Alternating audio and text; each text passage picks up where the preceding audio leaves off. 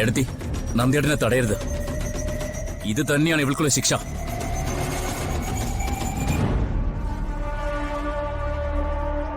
മരിച്ചു മണ്ണടിഞ്ഞിട്ടും ഗതി കിട്ടാതെ ഇവളുടെ അച്ഛന്റെ ആത്മാവ് ഈ ഭൂമിയിൽ അലഞ്ഞു നടക്കണം.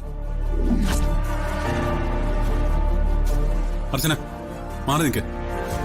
ഇവളോടൊന്നും ഒരു ദയം കാണിക്കരുത്. ദയയുടെ ഒരു കണിക പോലും ഇവൾ അർഹിക്കുന്നില്ല. നമ്മളോട് ചെയ്ത ചതി വഞ്ചനയൊക്കെ പോട്ടെ, അതെല്ലാം നിയമപരമായി നേരിടാൻ തീരുമാനിച്ച് നമ്മൾ ഒതുങ്ങി ജീവിക്കുമ്പോഴും പിന്നെ നമ്മുടെ ജീവിതത്തിൽ പ്രശ്നങ്ങൾ ഉണ്ടാക്കാൻ വരുന്ന ഇവളോടൊന്നും ഒരിക്കലും ക്ഷമിക്കാൻ പാടില്ല. വലിച്ചെറിയ നന്ദേട്ടാ.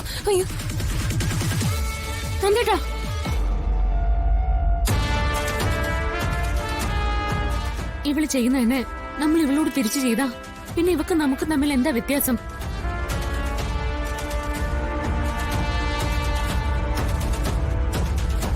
ഇവളുടെ അച്ഛൻ നമ്മുടെ അച്ഛന്റെ സുഹൃത്തായിരുന്നു. അദ്ദേഹം ഒരു നല്ല മനുഷ്യനായിരുന്നു എന്നാ അച്ഛൻ പറഞ്ഞു കേട്ടിട്ടുള്ളത്.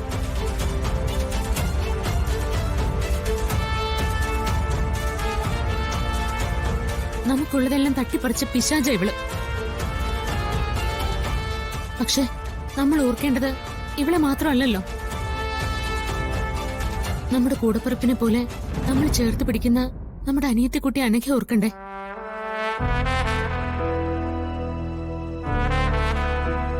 ഈ മൺകുടത്തിലെ ചിതാഭസ്മം ഇവളുടെ അച്ഛന്റേത് കൂടിയാ.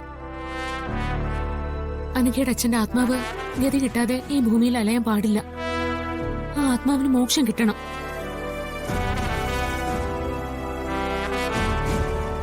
അവന്തികെ, നിന്റെ അച്ഛന്റെ ചിതാഭസ്മം നിമഞ്ജനം ചെയ്യുമ്പോ ഞാൻ കൂടി വേണമെന്നായിരുന്നല്ലോ നിന്റെ വാശി.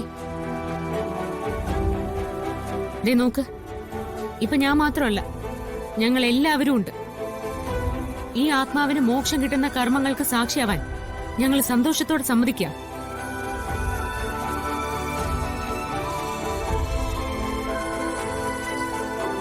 ഇനി നീ കർമ്മങ്ങൾ ചെയ്തോ. നിന്റെ അച്ഛന്റെ ആത്മാവിന് മോക്ഷം കിട്ടട്ടെ.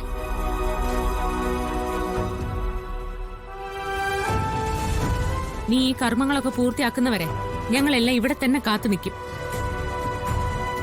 നന്ദേട്ടാ, ആ ചിതാഭസ്മം അങ്ങ് വച്ചേക്ക്.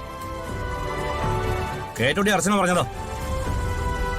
ഇത് ഞങ്ങളുടെ ഈ അനീതിക്ക് വേണ്ടിയാ.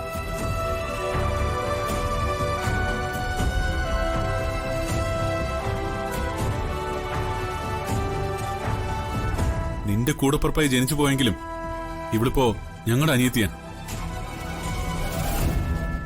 ഈ നിൽക്കുന്ന ഞങ്ങളെല്ലാം ഇവളുടെ ഏട്ടന്മാരാ.